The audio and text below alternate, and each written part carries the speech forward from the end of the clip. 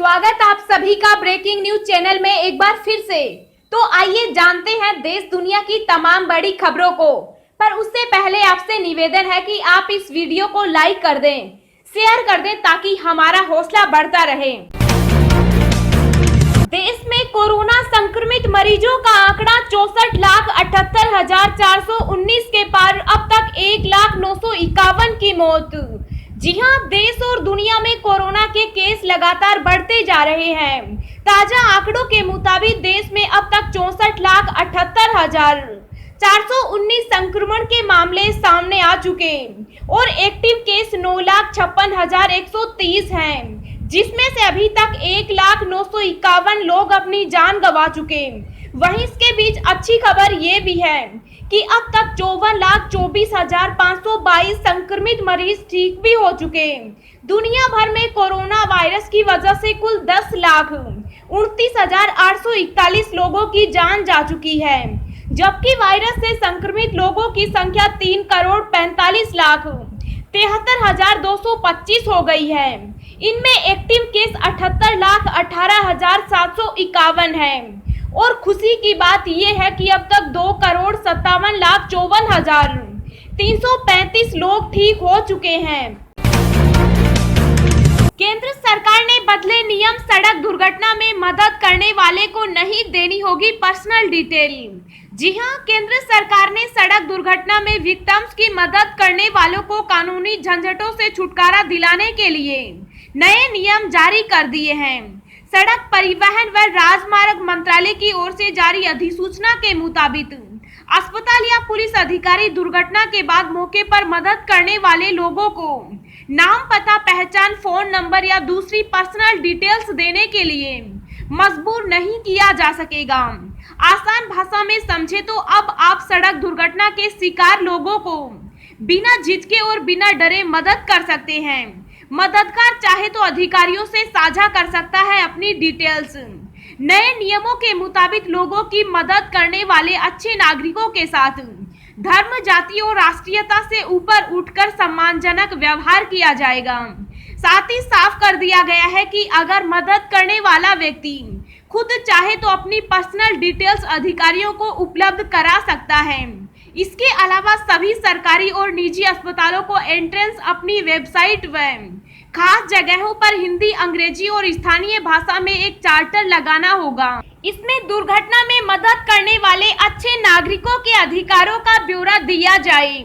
गवाह बनने के इच्छुक व्यक्ति से नए कानून के तहत होगी पूछताछ। केंद्र सरकार की ओर से जारी नए नियमों में कहा गया है कि अगर कोई दुर्घटना के मामले में अपनी मर्जी से जस्मदीद गवाह बनने के लिए तैयार हो तो उसे नए कानून के प्रावधानों के तहत ही पूछताछ की जाए।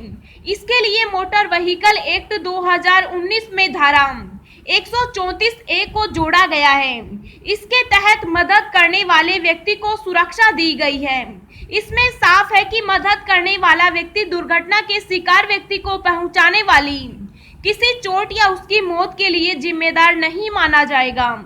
उसके खिलाफ किसी तरह का सिविल या क्रिमिनल केस दर्ज नहीं किया जा सकता। दोस्तों, अगली खबर जानने से पहले आपसे एक रिक्वेस्ट है कि इस वीडियो को बनाने में मुझे बहुत ज्यादा मेहनत लगती है, तो इस मेहनत के लिए वीडियो को एक छोटा सा लाइक जरूर करें। राहुल प्रियंका को हिरासत में लिए जाने से गुस्साए कांग्रेस नेता, कहा यूपी में है जंगल राज। जी हां, कांग्रेस के पूर्व अध्यक्ष राहुल गांधी और पार्टी महासचिव एवं उत्तर प्रदेश प्रभारी प्रियंका गांधी वाड्रा को हिरासत में लिए जाने से नाराज देश भर के कांग्रेस नेताओं और कार्यकर्ताओं ने उत्तर प्रदेश की योगी आदित्यनाथ सरकार को बर्खास्त करने की मांग करते हुए राज्य में जंगल राज व्याप्त होने का आरोप लगाया। गौरतलब है कि राहुल और प्रियंका बृहस्पतिवार को पैदल हाथरस कांड की पीड़ित दलित युवती के परिवार से मिलने के लिए निकले थे, लेकिन दोनों नेताओं को ग्रेटर नोएडा में पुलिस ने हिरासत में ले लिया।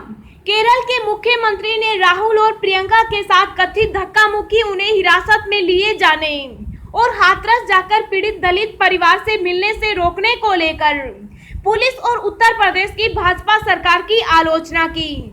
उन्होंने एक बयान में कहा, राहुल गांधी के पास हाथरस जाने का पूर्ण लोकतांत्रिक अधिकार और संवैधानिक स्वतंत्रता है। उन्हें पीड़ित परिवार से मिलने जाने से रोकना सभी लोकतांत्रिक मूल्यों के विरुद्ध है। त्योहारी सीजन में 200 अतिरिक्त ट्रेनों का संचालन करेगी भारतीय रेल। जी हां, अक्टूबर-नवंबर महीने के त्योहारी सीजन में यात्रियों की संभावित संख्या में बढ़ोतरी को देखते हुए भारतीय रेल लगभग 200 अतिरिक्त ट्रेनों का संचालन करेगी। रेल बोर्ड के अध्यक्ष और सीईओ विनोद कुमार यादव ने वर्चुअल प्रेस कॉन्फ्रेंस के जरिए कहा है कि आगामी त्योहारी सीजन को देखते हुए रेलवे स्थिति की लगातार निगरानी कर रहा है। 15 अक्टूबर से 30 नवंबर के बीच लगभग 200 अतिरिक्त ट्रेनें चलाई जा सकती हैं। जरूरत हुई तो इनकी संख्या और बढ़ाई जाएगी। अब फ्लाइट में कर सकेंगे फोन पर बात, जानिए क्या है ये नई सर्विस। जी हां, अक्सर कई लोग फ्लाइट में फोन पर बात न करने को लेकर काफी परेशान नजर आते हैं, लेकिन अब आपकी ये परेशानी खत्म होने वाली है। जी हां, रिलायंस जियो अब आपको फ्लाइट में भी फोन पर बात करने के लिए सर्विस देगी। इसके लिए जियो ने पैनासोनिक एवियोनिक्स कॉरपोरेशन की कंपनी एरो मोबाइल के साथ साझेदारी की है। इस पार्टनरशिप के तहत 22 फ्लाइट में ये सर्विस दी जाएगी। भारत में ये सर्विस शुरू होने के साथ ही जियो यूजर्स इसका फायदा उठा सकेंगे। ऐसे करें जियो के फ्लाइट पैक का यूज। सबसे पहले अपने स्मार्टफोन में फ्लाइट मोड का एयरप्लेन मोड ऑफ कर दें। ये करते ही आपका smartphone automatic arrow mobile network से कनेक्ट हो जाएगा। नेटवर्क का नाम आपके हैंडसेट पर डिपेंड करता है। अलग अलग फोन में इसका नाम अलग हो सकता है। अगर आपका स्मार्टफोन एरो मोबाइल नेटवर्क से ऑटोमेटिक कनेक्ट नहीं होता है तो अपने फोन सेटिंग्स में जाकर दिए गए कैरियर के ऑप्शन पर जाकर मैन्युअली एरो मोबाइल को सेलेक्ट करें। इतना करने के बाद सुनिश्चित करें कि आपका डाटा रोमिंग ऑन है। इसके ऑन रहने के बाद ही फ्लाइट में इंटरनेट का यूज कर सकेंगे। इस साल पड़ेगी कड़ाके की ठंड, सर्दी का मौसम होगा लंबा, जाने कब से होगी जाड़े की शुरुआत। जी हां, देश के उत्तरी क्षेत्र के पहाड़ी और मैदानी क्षेत्रों से मानसून की औपचारिक विदाई के साथ ही जाड़े के मौसम का आगाज शुरू हो गया। आगामी जाड़े के सीजन में जहां कड़ाके की ठंड पड़ेगी, वहीं सर्दी मौसम के लंबा होने का अनुमान है।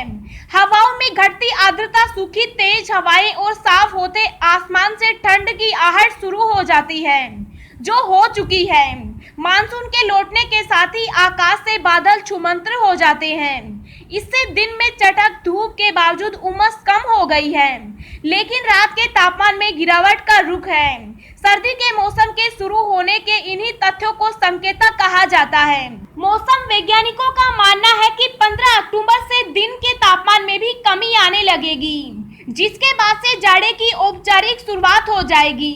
सर्दी का मौसम हो सकता है लंबा। वरिष्ठ मौसम वैज्ञानिक जीपी शर्मा का कहना है कि हवाओं का रुख बदलने लगा है।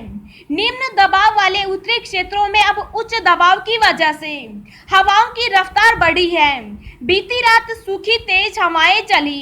स्काईमेट वेदर सर्विस से जुड़े वैज्ञानिक शर्मा ने विस्तार से इस बारे में बताया कि इस समय ला नीना की स्थिति बन रही है। इसके चलते जहां सर्दी का मौसम लंबा हो सकता है, वहीं ठंड भी कड़ाके की पड़ सकती है। इसी वजह से मानसून की बारिश भी पूरे देश में सामान्य से ज्यादा हुई है, जबकि अल नीना की स्थिति में इसका उल्टा होता है। अमेरिकी राष्ट्रपति डोनाल्ड ट्रंप और उनकी पत्नी कोरोना पॉजिटिव, खुद को किया क्वारंटीन। जी हां, अमेरिकी राष्ट्रपति डोनाल्ड ट्रंप और उनकी पत्नी मेलानिया ट्रंप कोरोना पॉजिटिव हो गए। ट्रंप ने ट्वीट कर इस संबंध में जानकारी दी और कहा है कि अगले कुछ दिनों के लिए वे अपनी पत्नी संग क्वारंटीन रहेंगे। अनलॉक 5 योगी सरकार ने जारी किए दिशा निर्देश, स्कूल और कोचिंग खोले जा सकेंगे। जी हां, उत्तर प्रदेश सरकार ने अनलॉक 5 के लिए दिशा निर्देश जारी किए। इनके तहत चरणबद्ध तरीके से 15 अक्टूबर के बाद स्कूल और शैक्षणिक संस्थान खोले जाएंगे। राज्य के अतिरिक्त मुख्य सचिव अवनीश अवस्थी ने कहा कि मुख्यमंत्री योगी आदित्यनाथ के निर्देश पर अनलॉक 5 के निर्देश जारी किए गए। उनके अनुसार रखरखाव क्षेत्र से बाहर के सभी स्कूल और कोचिंग संस्थान 15 अक्टूबर के बाद खोले जाएंगे। यह निर्णय जिला प्रशासन द्वारा स्कूल और संस्थान के प्रबंध से परामर्श करने और स्थिति का आकलन करने के बाद लिया जाएगा। जहां स्कूल ऑनलाइन कक्षाएं चला रहे हैं और कुछ छात्र छात्राओं में भाग लेने के बजाय ऑनलाइन कक्षाओं में शामिल होने के इच्छुक हैं, उन्हें अनुमति दी जा सकती है। उन्होंने कहा कि छात्र संबंधित स्कूल में केवल अपने माता पिता की लिखित सहमति से उपस्थित हो सकते हैं। अब हम आपको अगले 24 घंटों के संभावित मौसम पूर्वानुमान के बारे में बता रहे हैं। अगले 24 घंटों के दौरान असम, मेघालय, ओडिशा और पश्चिम बंगाल के कुछ स्थानों पर हल्की से मध्यम बारिश के साथ 1-2 जगहों पर भारी वर्षा होने की संभावना है। पूर्वी बिहार, झारखंड के कुछ हिस्सों में, उप हिमालय, पश्चिम बंगाल, सिक्किम, पूर्वोत्तर भारत के बाकी भागों, अंडमान व निकोबार द्वीप समूह में भी कुछ स्थानों पर हल्की से मध्यम वर्षा हो सकती है। कोंकण, गोवा, तटीय कर्नाटक, दक्षिणी आंतरिक कर्नाटक, तमिलनाडु, तटीय आंध्र प्रदेश और केरल में भी हल्की से मध्यम वर्षा हो सकती है।